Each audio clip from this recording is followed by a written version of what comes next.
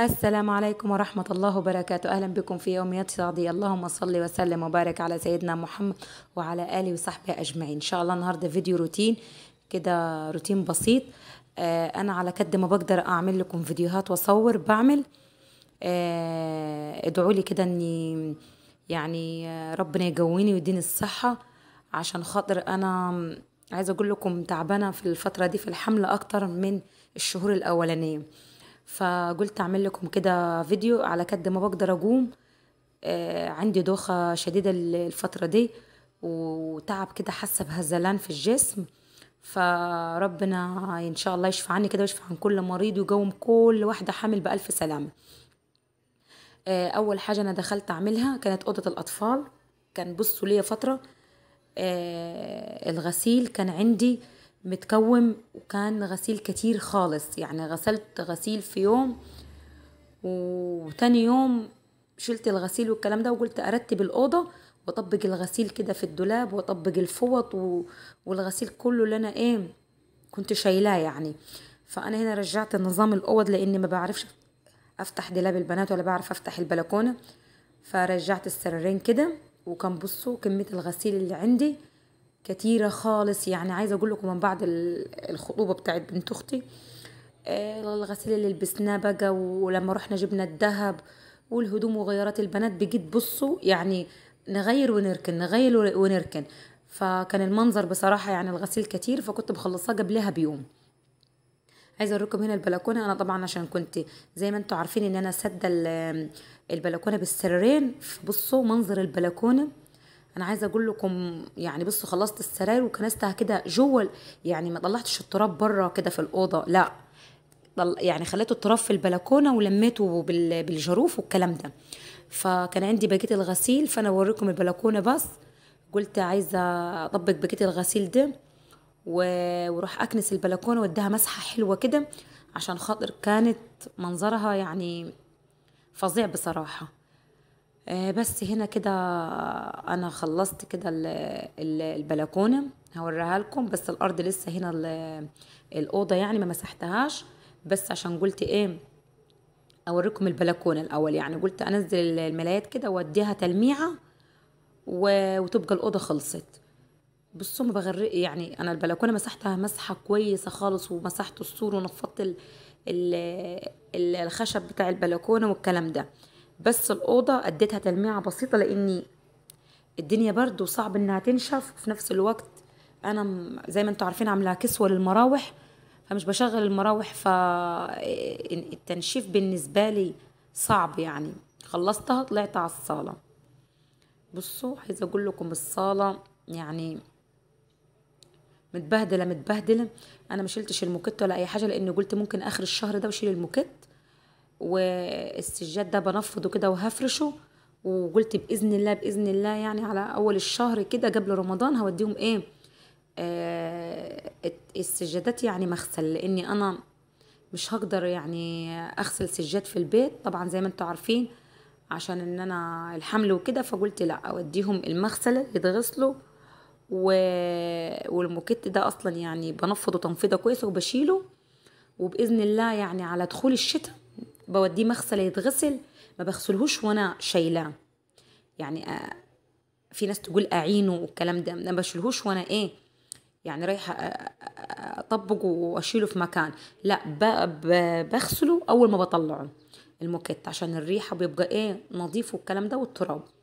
انا هنا عايزه اقول لكم خلصت الصاله في الانجاز كده بصراحه، يعني خلصتها يعني.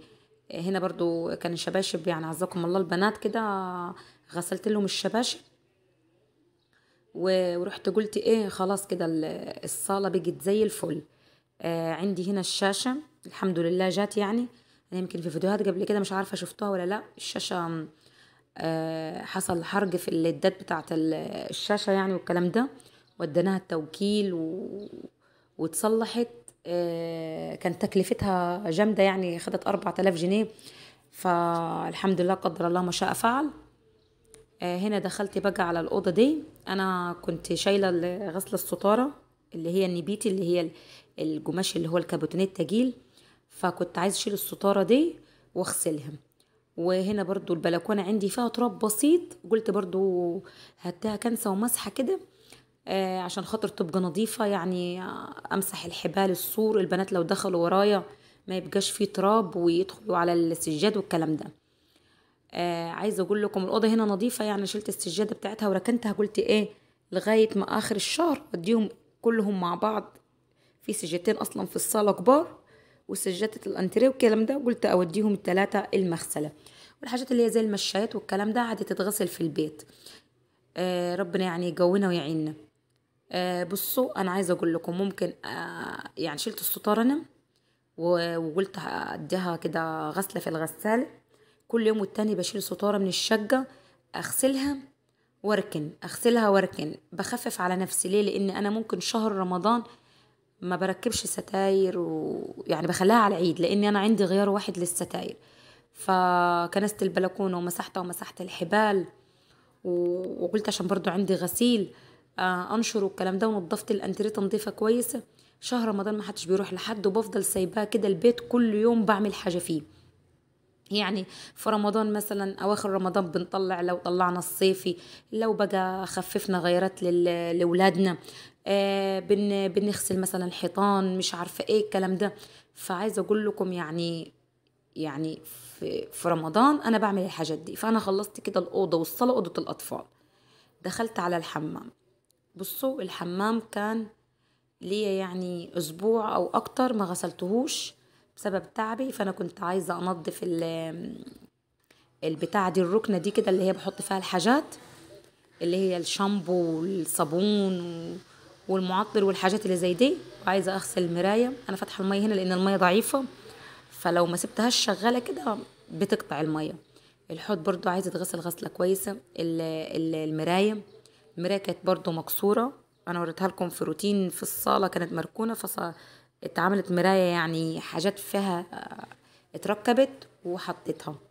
فبصوا كده انا هنا غسلت الحوض. بصوا غسلت الحوض وغسلت البانيو قاعدة الحمام، ورتبت ايه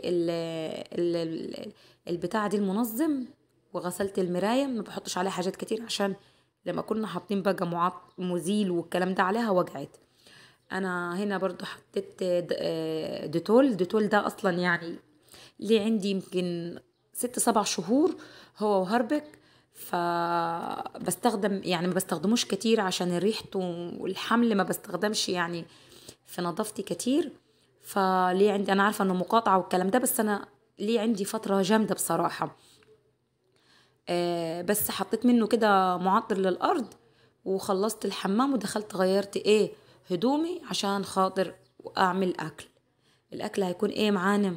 بصوا دي جبنه خضراء، او في ناس تقول جبنه جريش، فول اخضر وبصل وطماطم وبطاطس محمر. وهنا سخن العيش، وكنت بعمل ايه طاسه بطاطس تاني، وبعمل طاجن بيض. ده الغدا بتاعنا، غدا كده بسيط وشعبي، والحمد لله فضل ونعمه من عند ربنا.